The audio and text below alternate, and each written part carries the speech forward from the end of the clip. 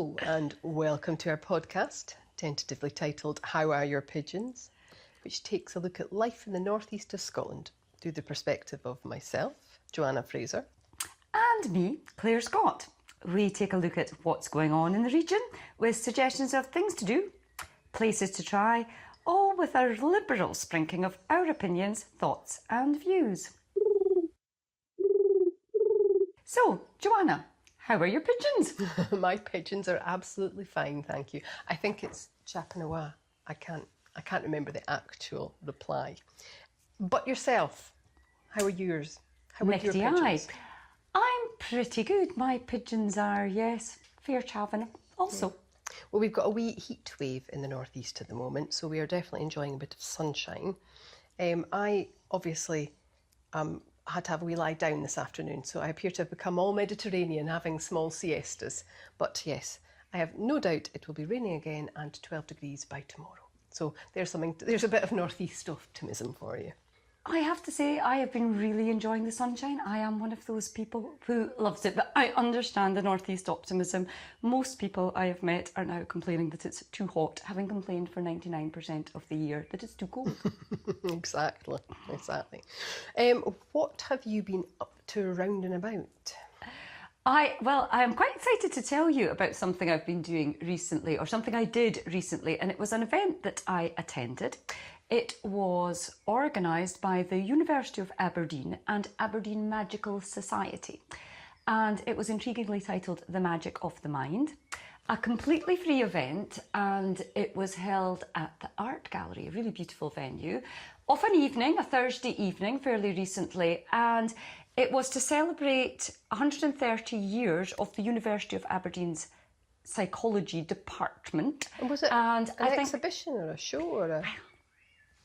Aberdeen Magic Society, I think, also had a special birthday, which I must shout out. So they'd come together, and yes, it was an evening full of interactive displays, quirky things to do. There were also some stands from local charities and things that fitted in well also. There were magic shows in some of the breakout rooms. I was so hoping there was top hats and white rabbits. Oh, you know what I'm really disappointed about? Although there's a silver lining here.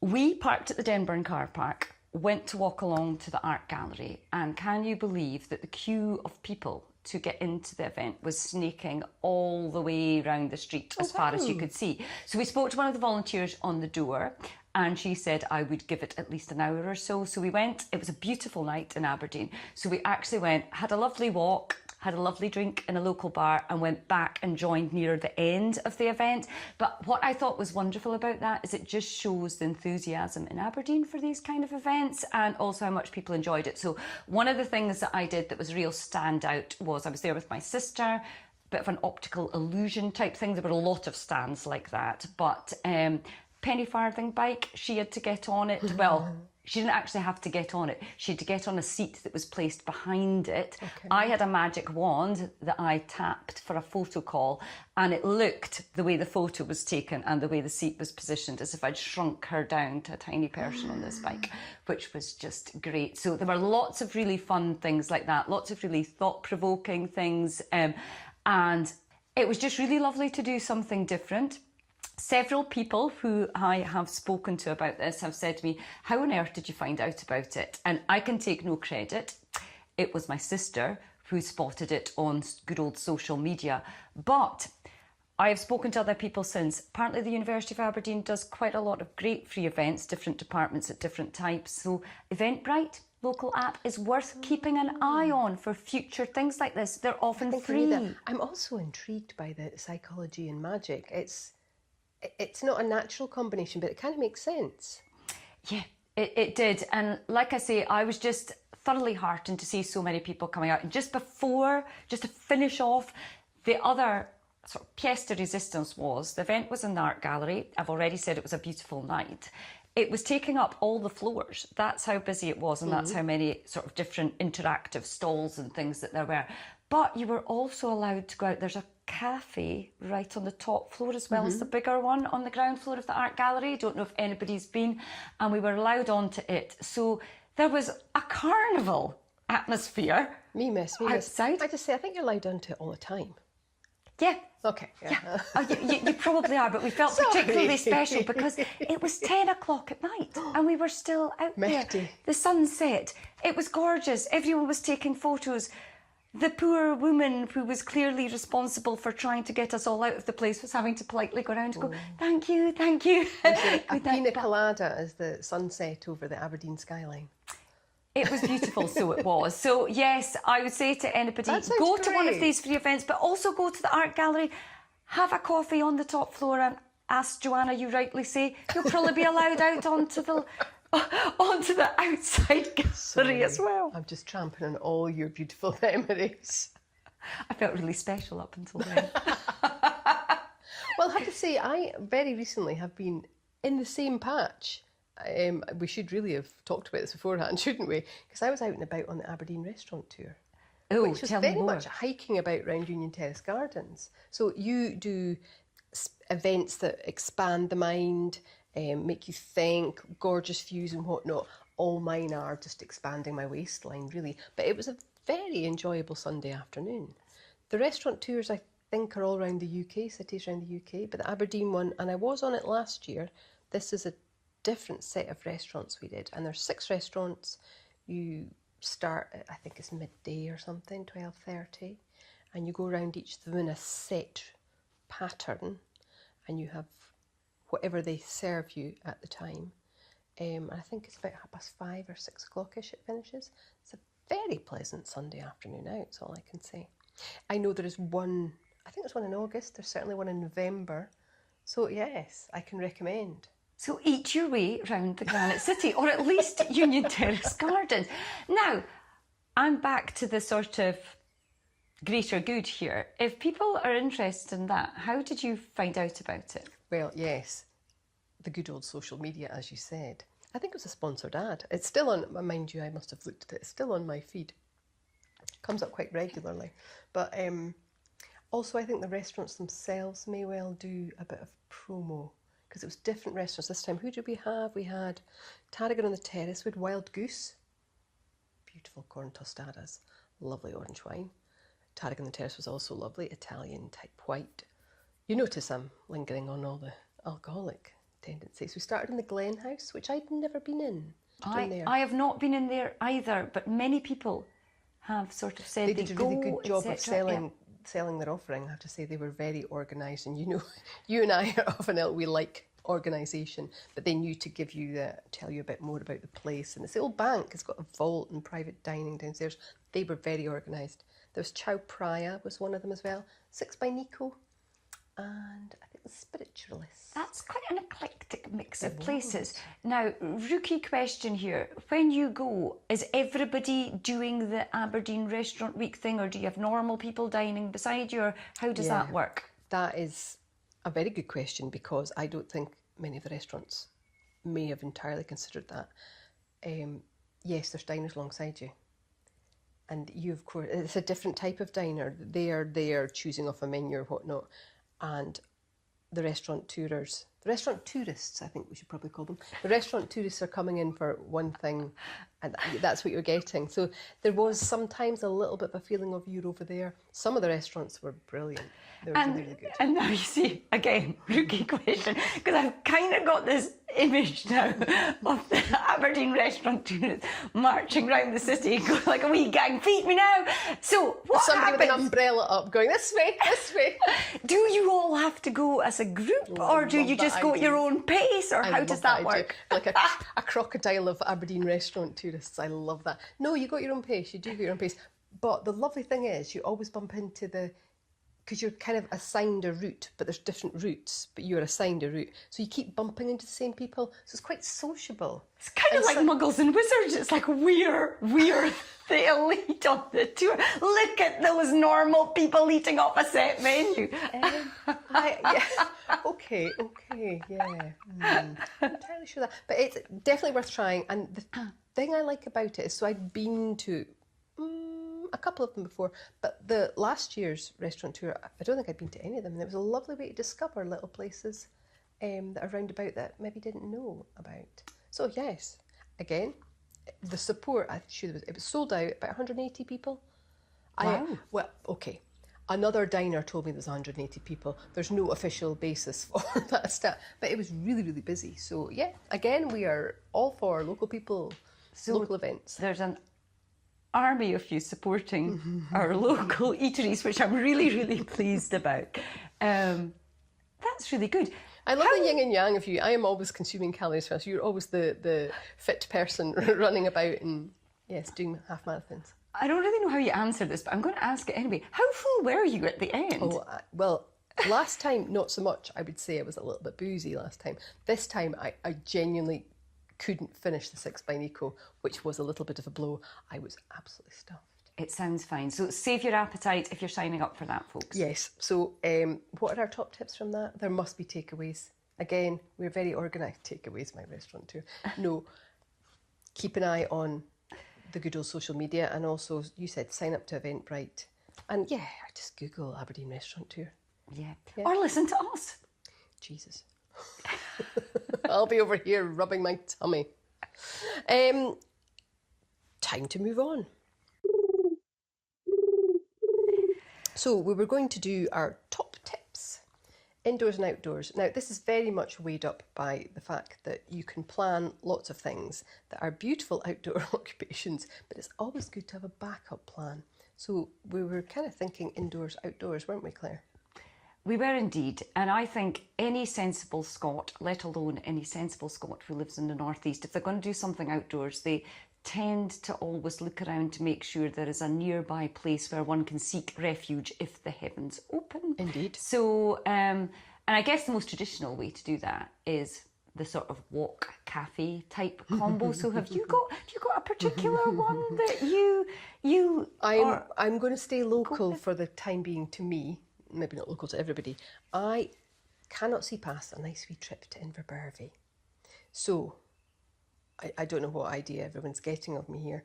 They have an amazing bakery called Phoenix Bakehouse, who do absolutely spot on sourdough.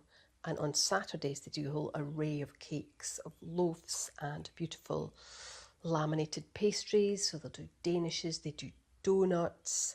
Stop me when I start slavering. Anyway, so we tend to go in there. I usually limit myself to sourdough. And then I walk along the coastal path. So there's a coastal path, and I'm going to get this the wrong way round, and I apologise to all the residents of Gourdon and Johnshaven when I get you the wrong way round. You can walk from Inverbervie to Gourdon and then on to Johnshaven. And there are also little places to stop off.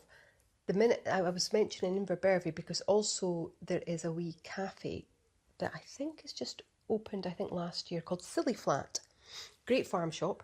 It's got loads of really nice things, little bits of charcuterie and cheese and, nice little bits.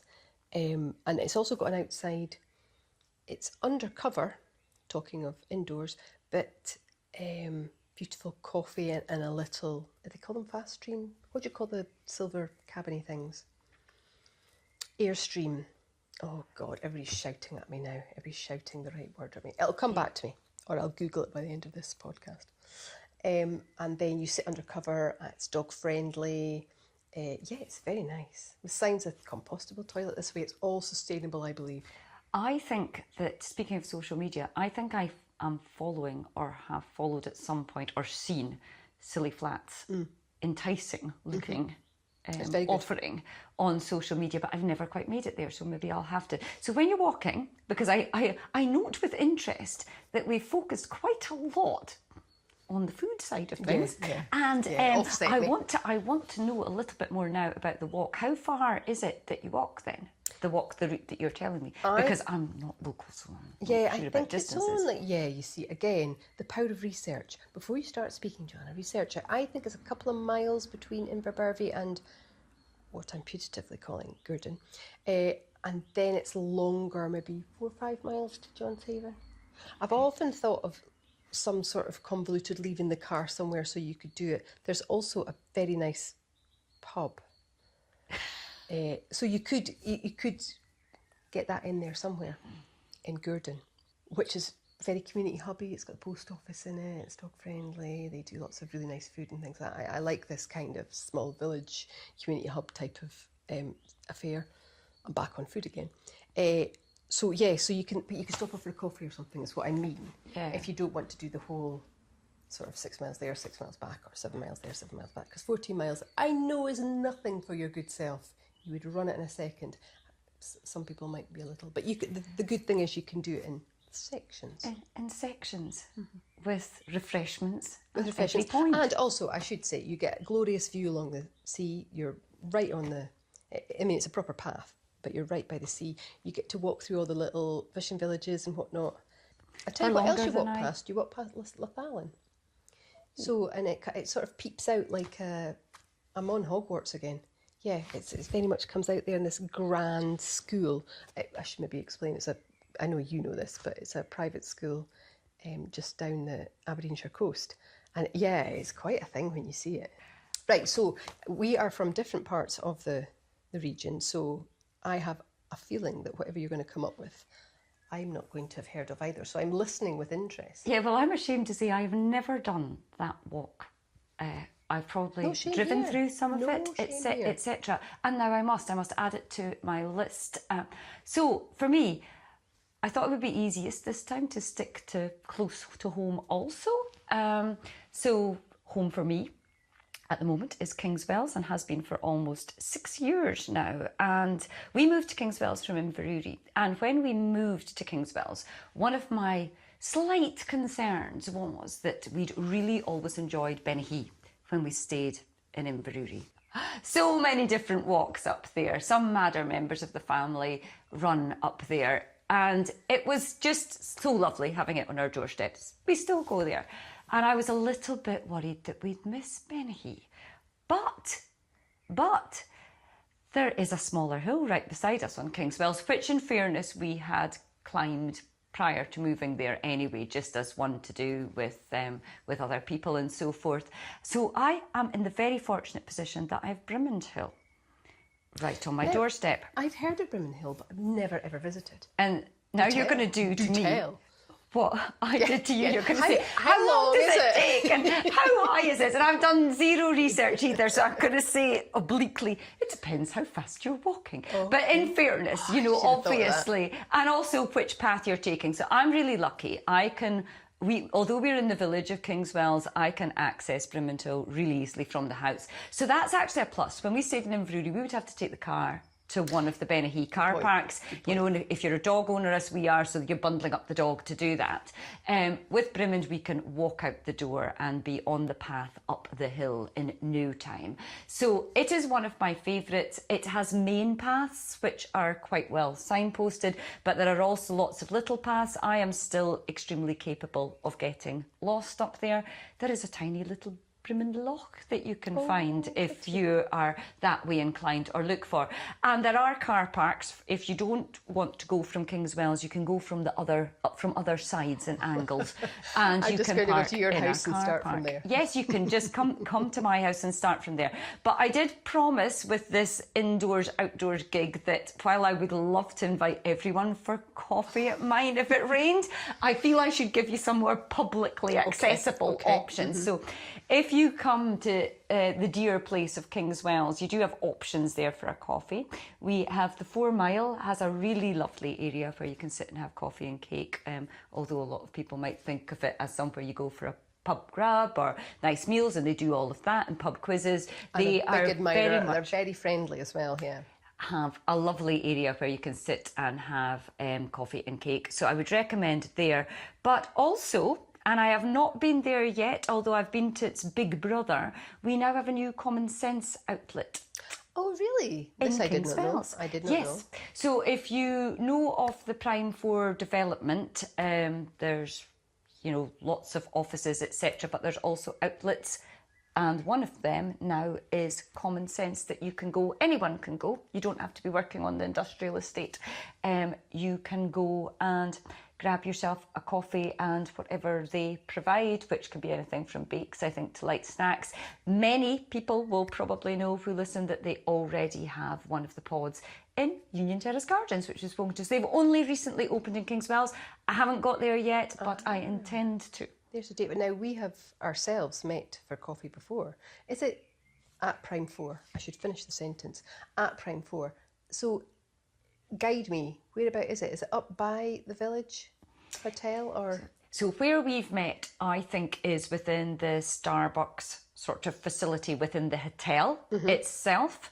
And there's lots and lots of office buildings surrounding it. And there is what looks like, it's almost laid out like a recreational area, it's like a quad. Oh yeah, I know we are. So on the other side of the quad, to where you'd be sitting at Starbucks, there is a unit there. And that's where Common Sense are. They're right beside Kingswell's dental practice, I know where exactly where you are now. I go to, and the people are very nice, but I do have less fun there. I get your point. That's something to try So out. that is Oot and a Boot. Aha, Oot and a Boot. Next up, having spoken about what we've been doing in the recent past, I think we should look at what we're doing right now. So what are you getting up to? Oh, well, and this is actually back to my Aberdeen restaurant tour. I came across a lovely bar called Bartender's Lounge, which is on Silver Street, Golden Square, thereabout. And they introduced me to fig-infused white port. Sounds niche, because it is niche. I asked them for the recipe, obviously, and they told me rather foolishly. So what I've been doing right now is infusing fig into white port. You make a sous vide. I don't actually know if you make a sous vide. I used a Ziploc bag. Stick your white port in there with your figs. Stick it in a very, very, very, very low heat boil for 3 hours. Infuse your figs into your white port. Delicious cocktail ingredient. Wow. Yeah, genuinely, you look absolutely like speechless. I don't know why, but yes, you do look speechless. I am. And so I'm presuming you've tasted the results of your efforts. Have they come out to the same standard as the original supplier? They're not daft, because obviously I don't know how they make the cocktail. I just know the ingredients are fig-infused white port, gin and Coche d'Americano, I think it is. I have no idea what quantity, so now I need to make the cocktail. I've been back since to taste it. It tastes lovely. It's nicer in a cocktail. But yeah. Would I do it again? It was a whole evening of faff, so possibly not. We are round at mine just now, and you have seen my lovely cocktail bar cart, which has more than enough alcohol varieties in it. I do not need fig-infused white port as well.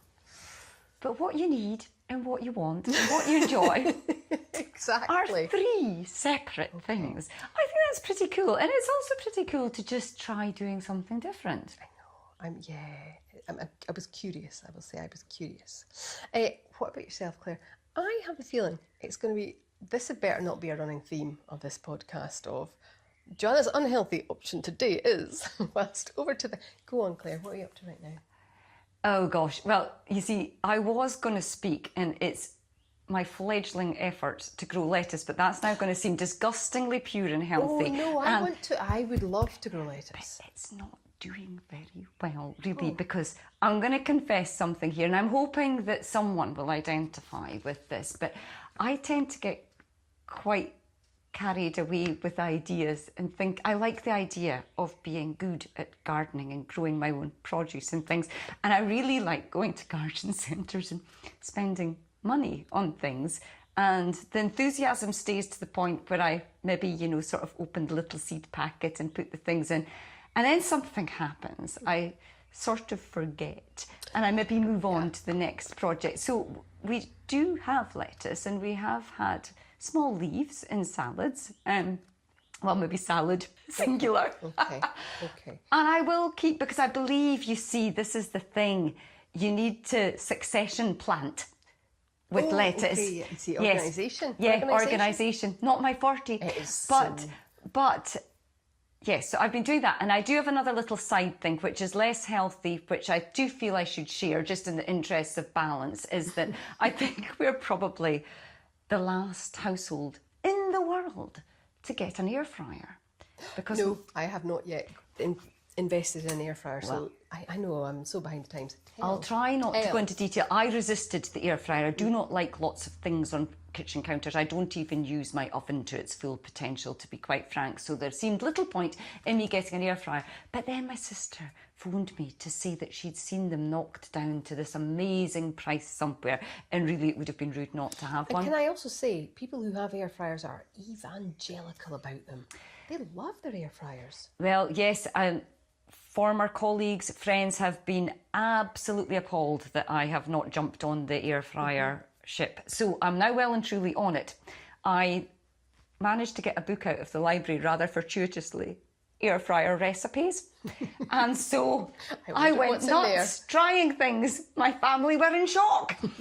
It is quite fun, actually. Some things have been more successful than others, but yes, if we host this at my place, I will have to try and produce some air fryer snacks just to introduce you to the wonders of air frying. I am so I'm thinking I'm maybe converted.